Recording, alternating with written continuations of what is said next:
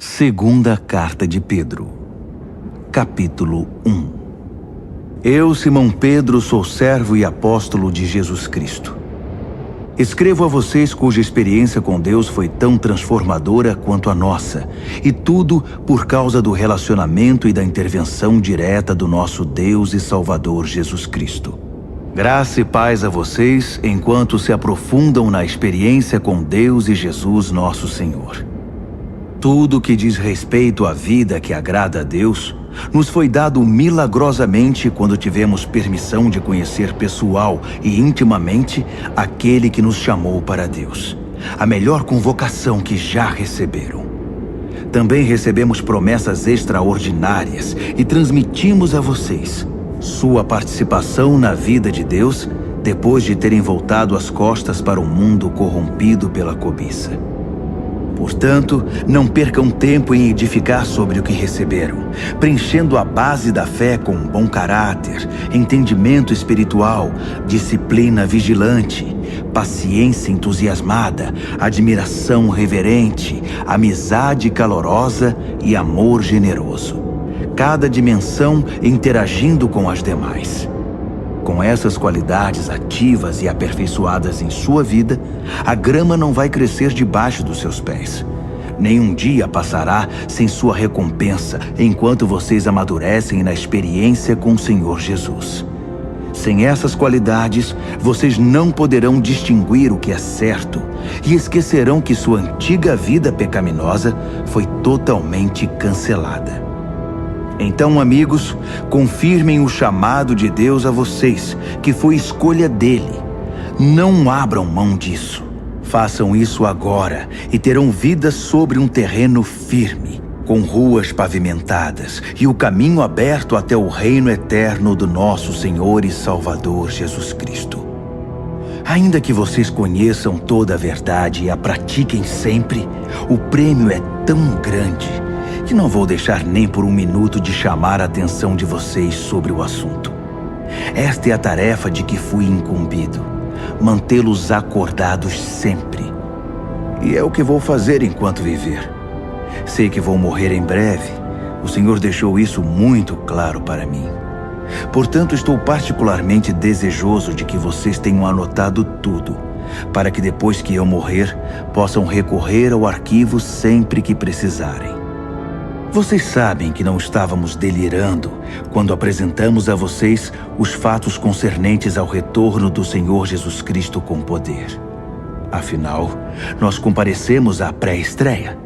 Vimos com os próprios olhos Jesus resplandecente com a luz de Deus, o Pai, enquanto a voz da glória majestosa disse: "Este é o meu Filho, marcado pelo meu amor e alegria da minha vida." Estávamos lá na montanha com ele e ouvimos a voz do céu. Não tínhamos nenhuma dúvida do que vimos e ouvimos. A glória de Deus, a voz de Deus. A palavra profética foi confirmada para nós. Vocês farão muito bem se não se esquecerem disso. É a única luz que vocês vão ter em tempos de escuridão, enquanto esperam o raiar do dia e o surgimento da estrela da manhã no coração. O ponto principal a ser lembrado é que nenhuma profecia das Escrituras é assunto de opinião particular. Por quê? Porque não é algo produzido no coração humano. A profecia resulta da ação do Espírito Santo, que impulsionou homens e mulheres a proclamar a palavra de Deus. Segunda de Pedro, capítulo 2. No entanto, havia também profetas mentirosos entre o povo, assim como há mestres mentirosos entre vocês. Eles provocam divisões destrutivas, jogando uns contra os outros, e como cachorros mordendo a mão de quem deu a eles a chance de ter sua vida de volta. Eles se lançaram numa ladeira, escorregando para a destruição, mas não sem antes recrutar uma multidão de seguidores iludidos que não conseguem distinguir a mão direita da esquerda. Eles dão má fama ao caminho da verdade. só se preocupam consigo mesmos e jamais dirão nada, nada que traga algum benefício. Só querem explorar vocês. É lógico que não ficarão impunes. Eles caminham para o precipício, porque Deus nunca esteve do lado deles e não permitirá que essa situação continue indefinidamente. Deus não deixou escapar nenhum anjo rebelde, mas os enjaulou no inferno e ficarão ali até o dia do juízo. Ele também não deixou passar a maldade do mundo antigo. Providenciou o dilúvio para fazer a limpeza, resgatando apenas 8 pessoas. Noé, a única voz de justiça, era um deles. Deus decretou a destruição das cidades de Sodoma e Gomorra. Tudo o que restou delas foi um monte de cinzas. Uma advertência terrível para qualquer pessoa dominada pela maldade. Mas Ló, um homem bom, quase enlouquecido pela imundície e pela perversão sexual daquelas cidades, foi resgatado. Cercado de podridão moral dia após dia, aquele homem justo vivia em aflição constante. Pois Deus sabe como resgatar os justos dos ataques malignos e como manter os ímpios na mira até o dia do juízo. Deus está especialmente irado contra esses mestres que vivem na imoralidade, viciados numa vida decaída.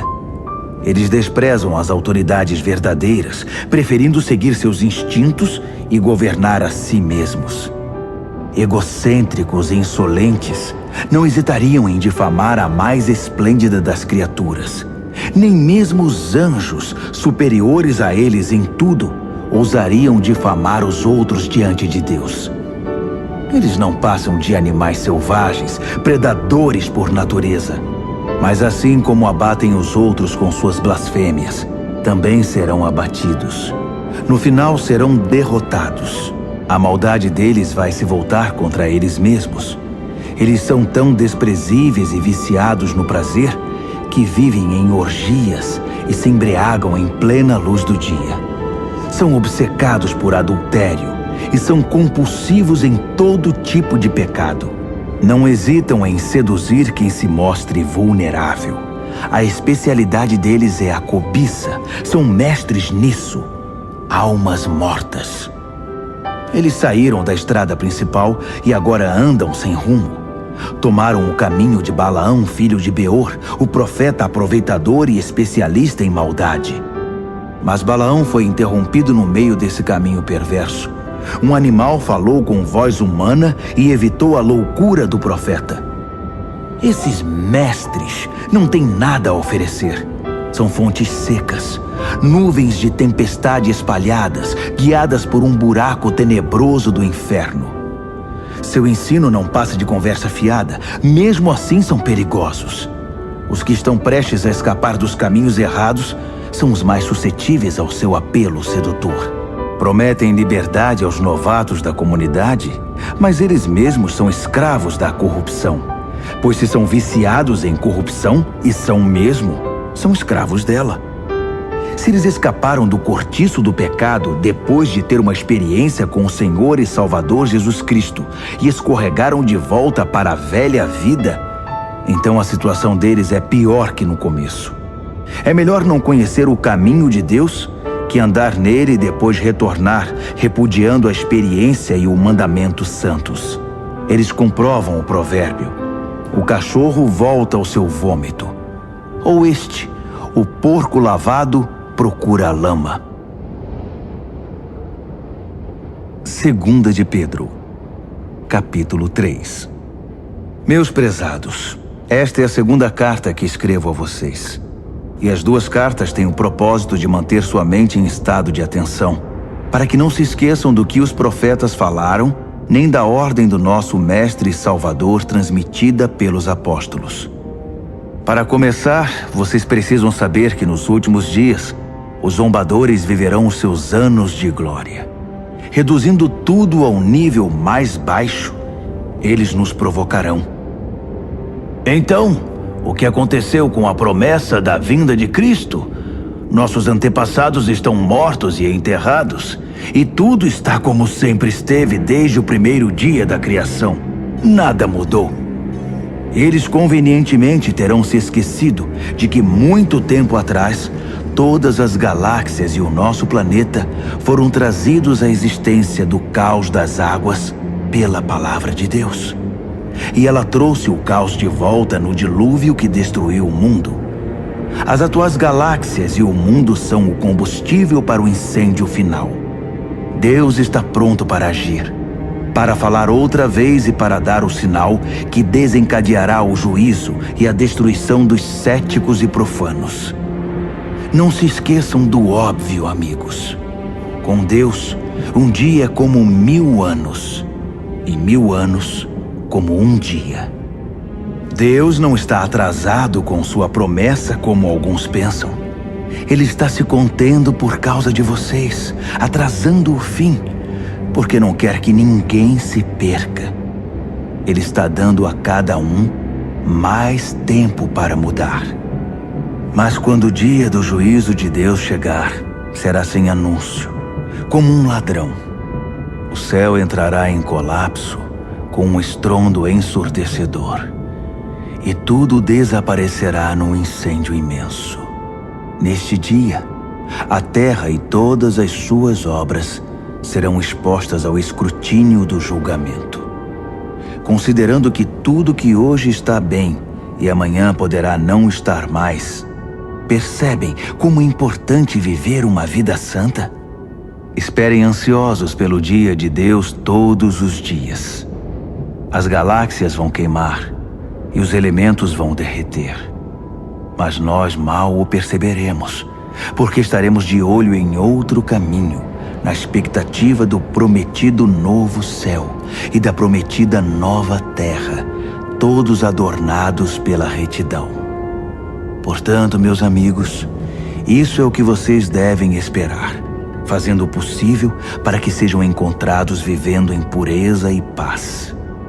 Interpretem a restrição paciente do nosso Senhor pelo que ela é: salvação. Nosso bom irmão Paulo, que é muito sábio nesses assuntos, refere-se a isso em suas cartas e escreveu a vocês essencialmente a mesma coisa. Algumas coisas que Paulo escreve são difíceis de entender. Pessoas irresponsáveis que não sabem o que dizem distorcem seus ensinos o tempo todo. Eles fazem o mesmo com o restante das Escrituras, mas o prejuízo será deles. Quanto a vocês, amigos, estão bem advertidos. Fiquem atentos para que não caiam ou vacilem por causa desses mestres pervertidos. Cresçam na graça e no entendimento do nosso Senhor e Salvador Jesus Cristo. Glória a Ele, agora e para sempre. Amém.